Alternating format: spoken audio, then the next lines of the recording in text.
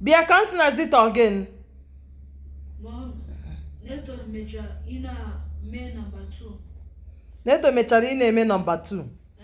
Gịnị wee mee ka o mechara ị na-eme number 2? O si I ka je picture ya.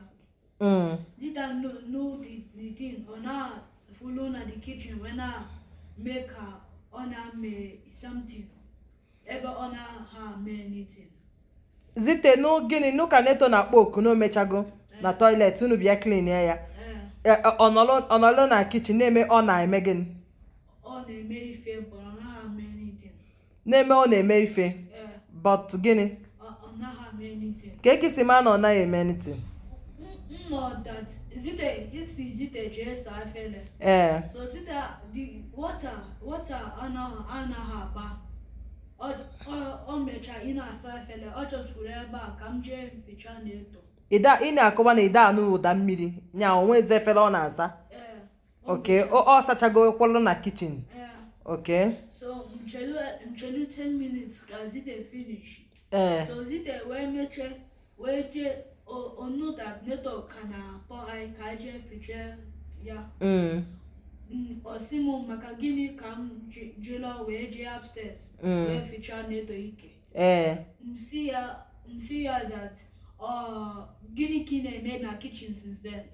Ịchọ ka m jee ficha Neto. Man me ya jee ficha Neto ọ bụ ụtụtụ gị. O wee sị m what kind of elder brother bụ gị? Ọ sị gị What kind of elder brother bụ gị? What kind of elder brother bụ gị? Okay. Why go ịhapụ Neto upstairs since then ebe ana m asa efere. Msi ya maka gịnị gị na-akwụ ihe nka. Neto nọ upstairs ị kwesịrị hapụ ihe ị na-eme jee ficha ya mana ị naghị ame anything. Just kwụrụ ebe a chọọ ka m jee ficha Neto ike. I na-azọ the thing. Okay, una na-azọ the thing. Zite again. Mom, come go again with confidence. Zite ogene. Mom, nọ na kitchen na-asa efere. Neto chukwu wee si ọdịda mpụyin. First, before I say ọdịda mpụyin, mecha isa efere. So actually jee out of the entrance. Neto chukwu si ọdịda mpụyin. Then body move me somehow bidi come na scratch for 10 minutes. Come to chukwu na see see girl. It was not scratch on purpose because Neto chukwu si ọdịda mpụyin. Or see nga chelugi until he finished that fake scratching in a man. He just ficha Neto ike. But the scratching actually ikusi. So he continue scratching. Before comes to chukwu head enough of nyawa. Before comes to chukwu head enough of nyawa. Of the scratching.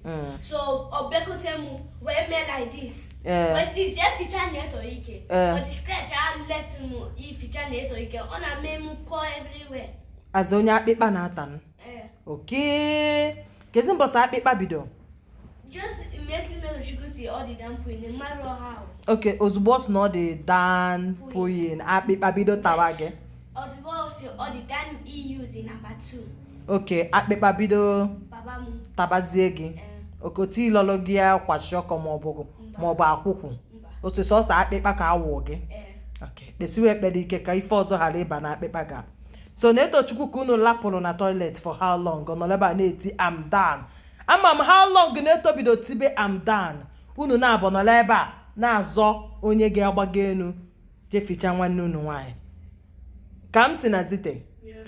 Zite first of all, agwalọ gị na clean Neto na anything ọbụla gbasara Neto bụ gowa. Na Neto bụ nwanyị. Ọkọma agwago gị ya before. Zite. Akpịkpa kwere m omume. Akpịkpa ekwelọ gị omume. Akpịkpa ga-ekwe gị omume sekpu ngwa nwa awọ jump isekpu na nwa awọ jump. Ị na-eme nwa awọ jump ị na-aga ụgbọala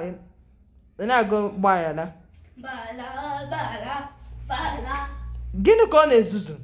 Gobalụ ka m si gbaghala for disrespect and for ịhapụ nwanne ka nsochukwu gbaga enu ka ije fichalụ m da. Agwa gị n'ọsọsọ mgbe ị dị busy ka nsi nwee ike help out na n'ificha Neto mana ọ bụkwa na-enwele ife ị na-eme n'ọya ọdụtụ na Neto bụ nwaanyị ngwa ọsịsọ